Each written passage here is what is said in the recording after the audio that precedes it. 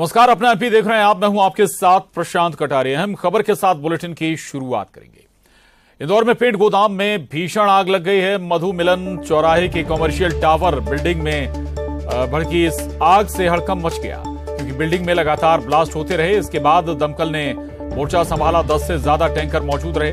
करीब 12 घंटे बाद आग पर काबू पाया जा सका है। तो ये तस्वीरें इंदौर से, जहां एक पेंट गोदाम में जबरदस्त आग लग गई। आग ने भीषण रूप भी धारण कर लिया। इंदौर के मधु मिलन चौराहे का ये मामला है, जहां पर एक कॉमर्शियल टावर बिल्डिंग में आग भड़क गई थी और करीब 12 घंटे की मशक्कत के बाद दमकल विभाग के कई टैंकरों ने, फायर ब्रिगेड की कई गाड़ियों ने मिलकर इस आग पर काबू पाया और करीब 12 घंटे से ज्यादा का वक्त इस आग को बुझाने में लगा है। ये बड़ी खबर, अहम खबर है। हालांकि आग बुझा ली गई, लेकिन ये तस्वीरें जरूर आपके टीवी स्क्रीन पर हैं। दो तस्वीरें आप देख रहे हैं। पहली तस्वीर में लगातार आग की लपटें उठती हुई, दूसरी तस्वीर में झुलसी हुई इमारत।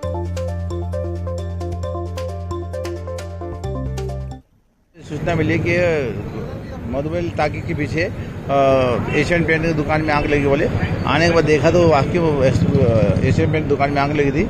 तो हमारी गाड़ी है, उसमें मोती तपाले की लक्ष्मी नगर और गांधी हाल की 4 गाड़ी लेके आए थे। होम टेंडर से आग बुझाई गई। कुछ ब्लास्ट वगैरह भी हुए थे सुबह? ब्लास्ट ये है, जो डब्बे रखे थे थिनर के और तारपीन के, एसिड के, वो हीट होने के बाद ब्लास्ट हुए हैं। कब तक आग सुबह बुझा के आप चले गए, फिर दोबारा आना पड़ा? हमको 10:30 6 बजे कंट्रोल कर लिया था। फिर वापस उसका हीट मिली तो फिर लपके लेके थे, उसके बाद फिर कंट्रोल कर लिया। किस रणनीति से आग बुझाई? फिर रणनीति से ऊपर से लास्ट मंजिल में छेद किया। बुरहानपुर में भी रस्सी के गोडाउन में आग लग गई, जिसमें लाखों का नुकसान हुआ है। ये आग शॉर्ट सर्किट की वजह से लगी है। मौके पर फायर ब्रिगेड ने आग पर काबू पाया है। तो ये बड़ी खबर है। आपको बता दें कि बुरहानपुर का ये मामला, जहां रस्सी के गोडाउन में आग लग गई है, जिसमें लाखों का नुकसान हुआ है। यह आग बताया जा रहा है कि शॉर्ट सर्किट के कारण लगी है। हालांकि मौके पर फायर ब्रिगेड ने आग पर काबू पा लिया है। जैसे जैसे गर्मी बढ़ती है और आग की इस तरह की खबरों का सिलसिला भी बढ़ जाता है, आग लगने की घटनाएं भी बढ़ जाती हैं। और बुरहानपुर से ये खबर, जहां रस्सी गोडाउन में आग लगी, आग ने विकराल रूप भी धारण कर लिया, लेकिन आग पर अब काबू पा लिया गया है। शॉर्ट सर्किट इस आग के पीछे वजह बताई जा रही है। मौके पर फायर ब्रिगेड भी पहुंची और आग बुझा ली गई है।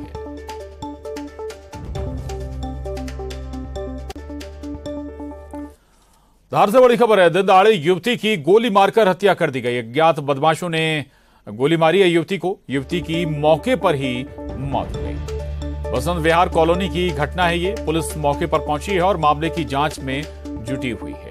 तो धार का ये मामला, धार के बसंत विहार कॉलोनी का मामला, क्या वजह ये अभी तक सामने नहीं आई, लेकिन दिन दहाड़े ही युवती को गोली मारकर मौत के घाट उतार दिया गया। अज्ञात बदमाश आरोपियों की पहचान भी नहीं हो पाई है और घटनास्थल पर ही युवती की मौत हो गई। पुलिस मौके पर पहुंची है, छानबीन शुरू कर दी। घटना हुई है, अज्ञात लड़की है और अंदर आप छोटे फटाके फूटने जैसी आवाजें आई 2-3। वो बाहर आके देखा तो लड़की मूर्छित अवस्था में पड़ी हुई थी। वो ने क्या है हमको भी नहीं मालूम, नहीं दिख रही लड़की। तो मोहल्ले की नहीं है, यहाँ के आसपास की कहीं की, मतलब कॉलोनी की नहीं दिख रही है। गोलीबारी की घटना हुई है एक बच्चे की, जिसमें हत्या हुई है। मानने वाले अज्ञात उसकी पताराशी कर रहे हैं और फिर जैसे भी होगा कार्रवाई करके बताएंगे। क्या लगता है प्राथमिक तौर पर? क्या ये लगता है किसी कोई आपसे कोई है जो उसको पताराशी कर रहे हैं, उसके संबंध में डेड बॉडी भिजवाई है। पीएम होने के बाद देखते हैं क्या उसमें खुला। खबर ग्वालियर से, बड़ी खबर। डबरा में मुनीम पर जानलेवा हमला हो गया। अपराधियों ने मुनीम मदन लाल पाराशर को गोली मार दी। मुनीम को कंधे के पास गोली लगी है। इसके बाद बदमाश उसे मरा समझकर वहां से भाग निकले। इसके बाद मुनीम को गंभीर हालत में ग्वालियर रेफर किया गया है। फिलहाल मुनीम की हालत खतरे से बाहर बताई जा रही है। ये खबर ग्वालियर से है। ग्वालियर के डबरा में मुनीम को निशाना बनाया गया, उस पर जानलेवा हमला किया गया। गनीमत रही कि जो गोली थी वो मुनीम के कंधे पर लगी थी और इस वजह से जान मुनीम की बच गई।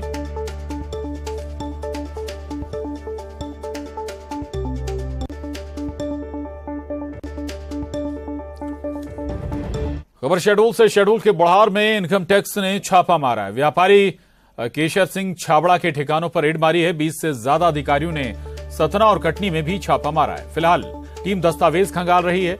इधर सतना में 3 कारोबारियों के ठिकानों पर आईटी ने छापा मारा है। वहीं कोयला कारोबारी मोतीलाल गोयल, अकाउंटेंट राजेश गुप्ता और टैक्स सलाहकार नितिन और पंकज डागा के ठिकानों पर भी दबिश दी गई है। तो शहडोल और सतना में इनकम डिपार्टमेंट ने दबिश दी है, छापा मारा है। व्यापारी केशर सिंह छाबड़ा के ठिकानों पर भी रेड मारी गई है। 20 से ज्यादा अधिकारियों ने सतना और कटनी में दबिश दी और अभी इनकम टैक्स डिपार्टमेंट की टीम दस्तावेज खंगाल रही है। वहीं सतना में 3 कारोबारियों के ठिकानों पर आईटी ने छापा मारा।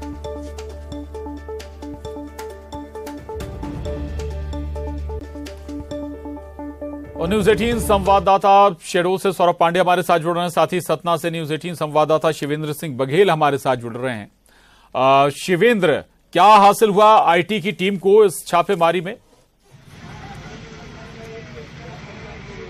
देखिए, ये जो कार्रवाई है बड़ी गुप्त रूप से चल रही है। इनकम टैक्स के जो अधिकारी हैं छापामार कार्रवाई करने आए हुए हैं, वो किसी भी तरह से मीडिया को जवाब देने के लिए तैयार नहीं है, ना ही अंदर जाने की अनुमति दे रहे हैं। लेकिन जो सूत्रों से जानकारी मिल पा रही है कि मोतीलाल गोयल जो कोयला कारोबारी हैं और शहर के नाम चीन प्रॉपर्टी डीलर का काम करते हैं, इनके घरों में और इनके आवास पे छापा पड़ा हुआ है।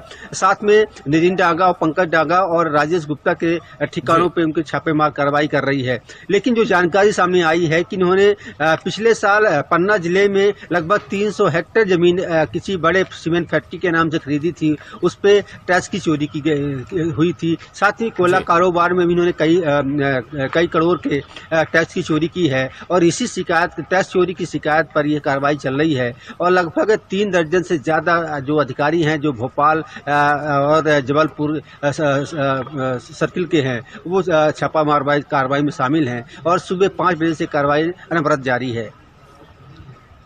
जी, चलिए रहिएगा आप, मैं आपके पास हमारे साथ सौरभ भी बने हुए हैं। सौरभ, जो व्यापारी हैं क्या उनका बैकग्राउंड है केशर सिंह छाबड़ा और क्या आधार रहा है इस छापेमारी का? कुछ निकला क्या छापेमारी में?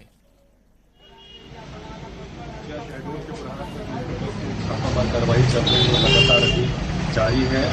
केशर सिंह छाबड़ा के घर में दबिश देने के बाद अब आयकर विभाग की जो टीम है, जो उनके अकाउंटेंट के जो सीए सबके घर में अब दबिश देना शुरू कर दिया है, जो उनके मुख्य जो सीए थे यहाँ पे मिस्टर सिंघल उनके। जी, ठीक है, चलिए शुक्रिया सौरभ आपका, शिवेंद्र आपका भी धन्यवाद इस विस्तार से जानकारी के लिए। आगे बढ़ेंगे और न्यूज 18 की मुहिम रंग लाई है। सूडान में फंसे भोपाल के जयंत केवलानी की जल्द वापसी होगी। गृह मंत्री नरोत्तम मिश्रा ने कहा कि भारतीय वायुसेना के विशेष विमान से जत्था भारत लौटेगा। वहीं गृह मंत्री ने कांग्रेस के हाईटेक रथ पर निशाना साधते हुए कहा कि उनके रथों का क्या होगा जब घोड़े ही अलग अलग दिशाओं में भाग रहे हैं। कांग्रेस के परखच्चे उड़ना तय है। इसके साथ कमलनाथ के किसानों पर दिए बयान पर पलटवार करते हुए बोले, कमलनाथ और उनके युवराज दोनों को ही नहीं पता कि चने का पेड़ होता है या पौधा। इसके अलावा राहुल गांधी को भी उन्होंने घेरा।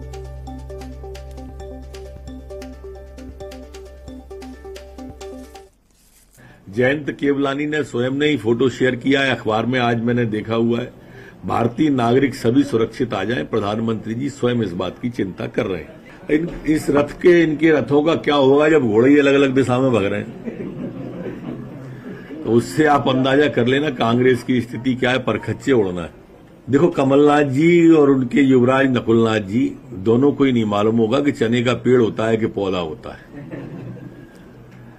दोनों ही सोने का चम्मच मुंह में लेके पैदा हुए हो, किसानों की बात कर रहे हैं, जिसके पूरे परिवार पे चूल से भ्रष्टाचार के केस चल रहे हैं। जहां परिवार में जितने लोग हैं वो सभी संबंध पे हैं, जमानत पे हैं, वो दूसरों की तरफ उंगली उठा रहा है। तो गृह मंत्री नरोत्तम मिश्रा लगातार कांग्रेस पर हमलावर हैं, कमलनाथ पर हमलावर हैं। न्यूज 18 संवाददाता रंजना दुबे भोपाल से हमारे साथ जुड़ी हुई हैं। रंजना, वही अंदाज गृह मंत्री का और एक बार फिर से टारगेट पर कांग्रेस और कमलनाथ आ गए।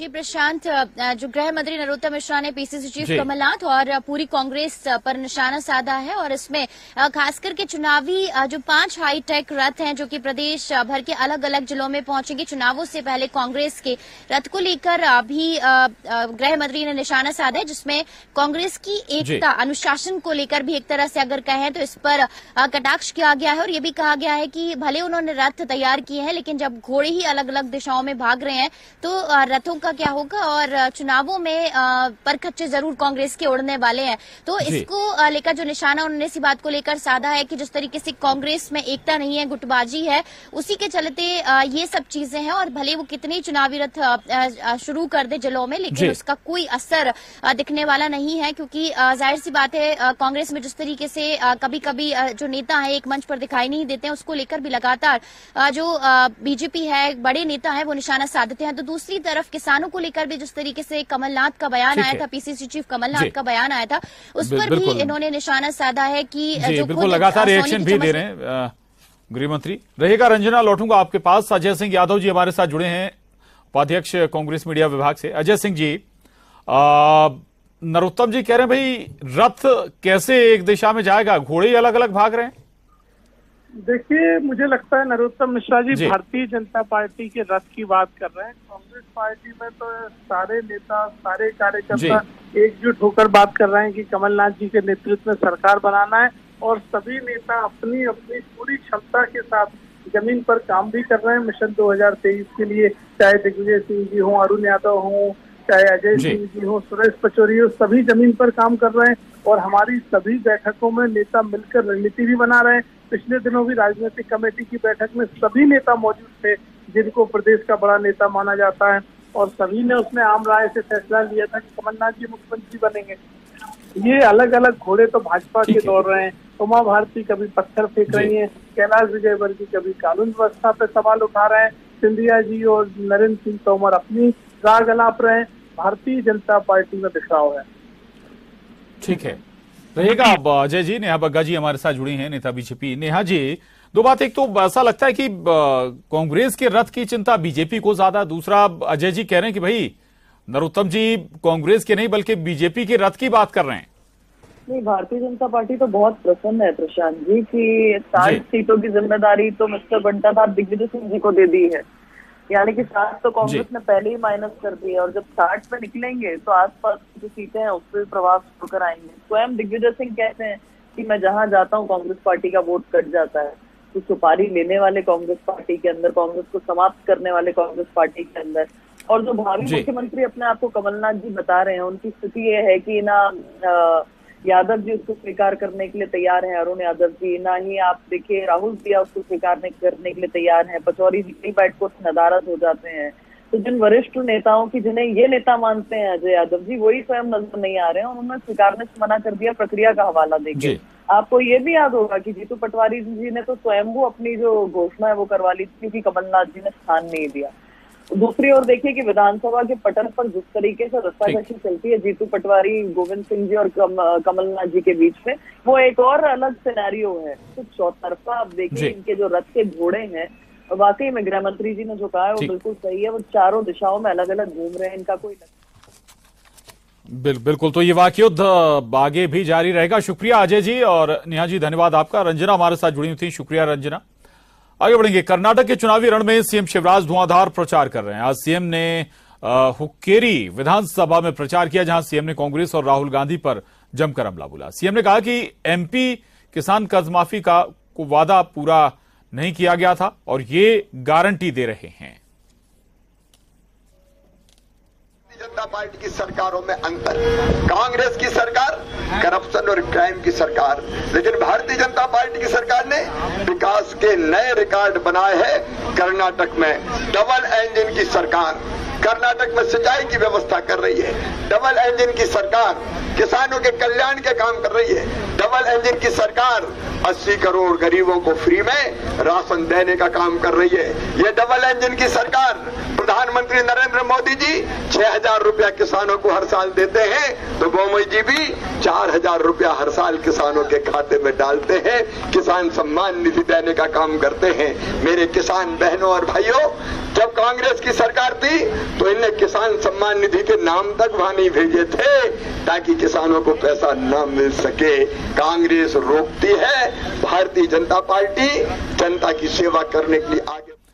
और इंदौर से बड़ी खबर है, कमला नेहरू चिड़ियाघर में गूंजी किलकारी। शेरनी सुंदरी ने 3 शावकों को जन्म दिया है। लॉयन फैमिली में कुल 7 सदस्य हो गए। सुंदरी ने 1 साल पहले भी 2 शावकों को जन्म दिया था। जू प्रबंधन शावकों की खास निगरानी भी कर रहा है।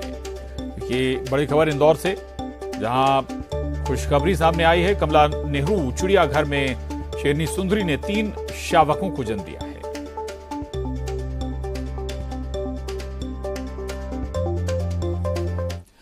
जब गर्मी का सितम अपने चरम पर हो तो उससे निजात पाने के लिए कोई ना कोई जुगाड़ या यूं कहें कि व्यवस्थाएं करते रहते हैं लोग।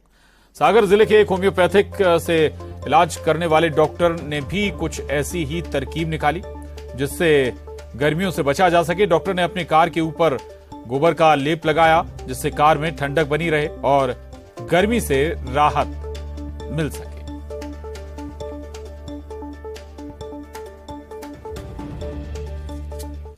और अब रुक करेंगे सिटी टॉप 20 का। कर्नाटक में चुनाव प्रचार में उतरे सीएम शिवराज, कांग्रेस और राहुल गांधी पर बोला हमला। कहा एमपी के किसानों की नहीं की कर्ज माफी, कर्नाटक में दे रहे गारंटी वारंटी। दिल्ली के सीएम अरविंद केजरीवाल के बंगला विवाद पर नरोत्तम मिश्रा का बयान। जिस दौर में दिल्ली की जनता ऑक्सीजन और इंजेक्शन के लिए थी परेशान, सीएम केजरीवाल जी 8-8 लाख के लगवा रहे थे पर्दे। सूडान हिंसा में फंसा जयंत भारतीय जत्थे के साथ सऊदी अरब के जिद्दा भारतीय वायुसेना के विशेष विमान से गुरुवार को संत हिरदाराम नगर लौटे का जयंत। हिंसा के चलते फंसा था जयंत। इंदौर के पेंट के गोदाम में भीषण आग। कमर्शियल टावर बिल्डिंग की आग को बुझाने में 10 से ज्यादा टैंकर और कई हजार लीटर फोम का हुआ इस्तेमाल। 12 घंटे बाद आग पर पाया गया काबू। बुरहानपुर में भी रस्सी के गोडाउन में लगी आग, लाखों का सामान जलकर खाक। शॉर्ट सर्किट से लगी आग पर फायर ब्रिगेड ने पाया काबू। इंदौर के कमला नेहरू चिड़ियाघर में शेरनी सुंदरी ने 3 शावकों को दिया जन्म। लॉयन फैमिली में सदस्यों की संख्या हुई 7। जू प्रबंधन शावकों की कर रहा खास निगरानी। ग्वालियर के डबरा में मुनीम पर जानलेवा हमला। कंधे के पास लगी गोली, मरा समझकर भागे बदमाश। फिलहाल हालात खतरे से बाहर। धार में दिन दहाड़े युवती की गोली मारकर हत्या। अज्ञात बदमाशों ने मारी गोली, युवती की मौके पर हुई मौत। मामले की जांच जारी। पीएफआई से जुड़े 19 आरोपियों को जबलपुर हाईकोर्ट से लगा झटका। सभी की जमानत अर्जी खारिज। देशद्रोह समेत कई गंभीर मामले हैं दर्ज। ग्वालियर में सामने आई दिल दहला देने वाली घटना। मां बाप के शव के साथ 3 दिन तक कमरे में बंद रहा 1.5 साल का मासूम। बदबू आने पर पड़ोसियों ने पुलिस को दी खबर। धार में कुएं से मिले 3 मासूम के शव। मासूमों की मां की तलाश में जुटी पुलिस। श्यामपुरा ठाकुर गांव की घटना। नर्सिंग कॉलेज पर लगी रोक रहेगी बरकरार। हाईकोर्ट ने अतिरिक्त महाधिवक्ता की दलील को किया खारिज। सख्त टिप्पणी की। राजनीतिक संरक्षण प्राप्त कॉलेज समाज में घोल रहे जहर। और उसके साथ ही बुलेटिन में बस इतना ही। खबरों का सिलसिला लगातार जारी है।